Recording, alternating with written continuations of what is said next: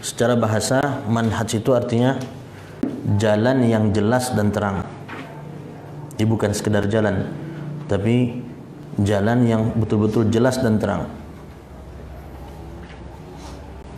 Dan ini diambil dari firman Allah Subhanahu wa taala surah Al-Maidah ayat 48. Likullin ja'alna minkum syir'atan wa minhaja.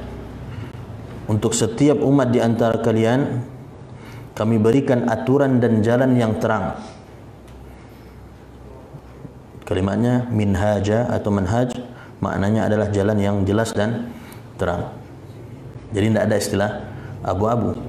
Kalau masih abu-abu berarti ada masalah dengan jalannya, ya. Jadi ketika berbicara tentang manhaj, itu adalah suatu hal yang sudah jelas dan terang dan tidak boleh ada abu-abu di sana. Sahabat Abdullah bin Abbas radhiyallahu taala anhuma menafsirkan maksudnya adalah jalan dan syariat. Maksud dari ayat tersebut, kalimat minhaja di sini adalah jalan dan syariat. Dalam kalimat sebelumnya syir'atan itu syariat, minhajan di sini jalan. Jadi manhaj itu bisa dikatakan jalan atau metode yang dipakai. Dan manhaj yang benar adalah jalan hidup yang lurus dan terang dalam beragama menurut pemahaman para sahabat.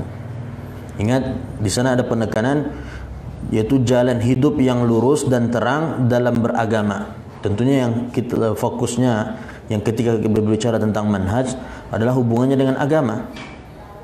Jarang kita bahas berhubungan dengan dunia, manhajnya ini dan sebagainya. Yang tentunya yang maksud di sini adalah hubungannya dengan agama sesuai dengan pemahaman para sahabat Nabi sallallahu alaihi wasallam. Syekh Dr. Shalih bin Fauzan hafizahullah menjelaskan perbedaan antara akidah dan manhaj.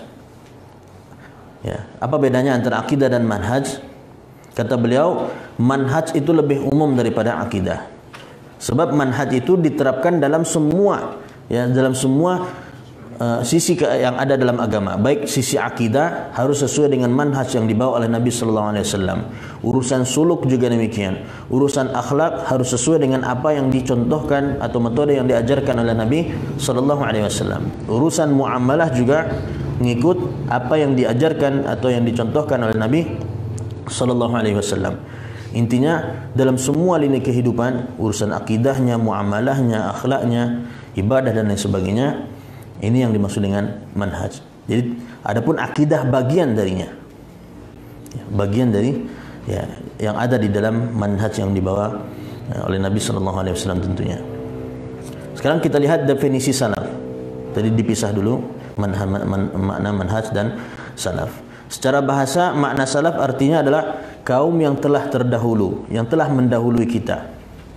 Baik itu sifat mendahulunya baru saja mendahului atau yang sudah lama, itu secara bahasa artinya salaf, yaitu kaum yang telah terdahulu. Gitu.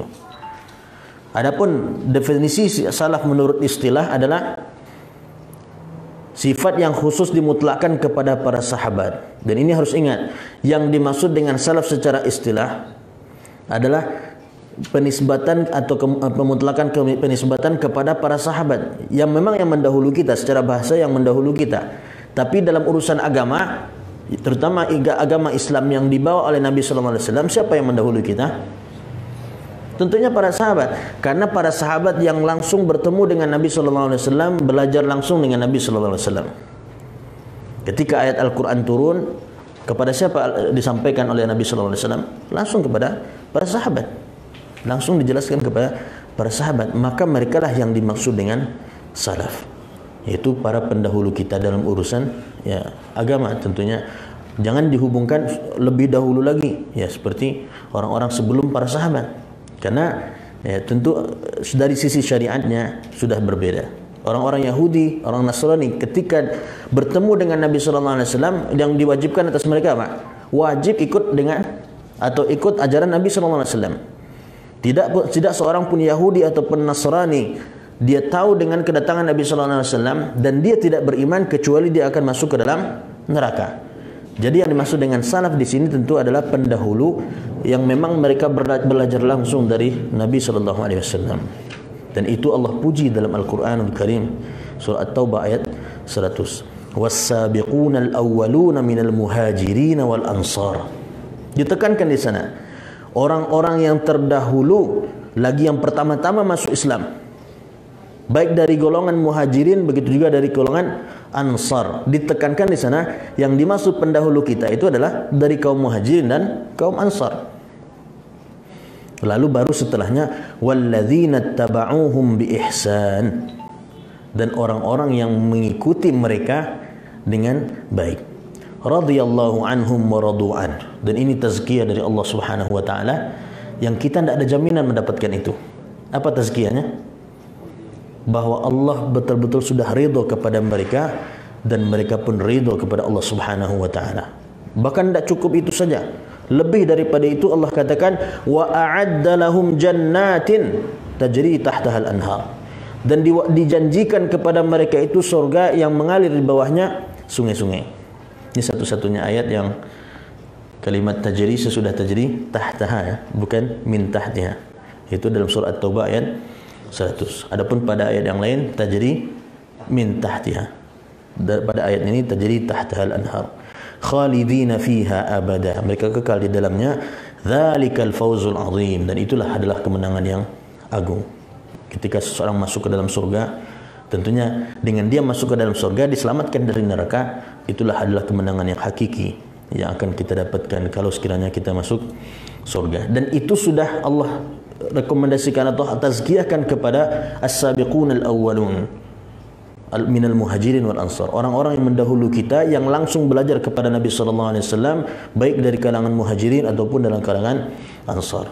Dan baru setelahnya termasuk yang direkomendasikan juga, yang ditazkiyah juga, orang-orang yang mengikuti mereka secara umum. Secara umum memang kepada semua yang mengikutinya, termasuk sampai saat ini. Namun secara khusus ada lagi nanti kita lihat Nabi SAW menyampaikan bahwa sebaik-baik umat ini, umatku adalah di zaman yang hidup di zamanku. Tsummal ladzina yalunahum, tsummal ladzina yalunahum. Lalu orang yang hidup setelah mereka yaitu para tabi'in, lalu tabi'un tabi'in.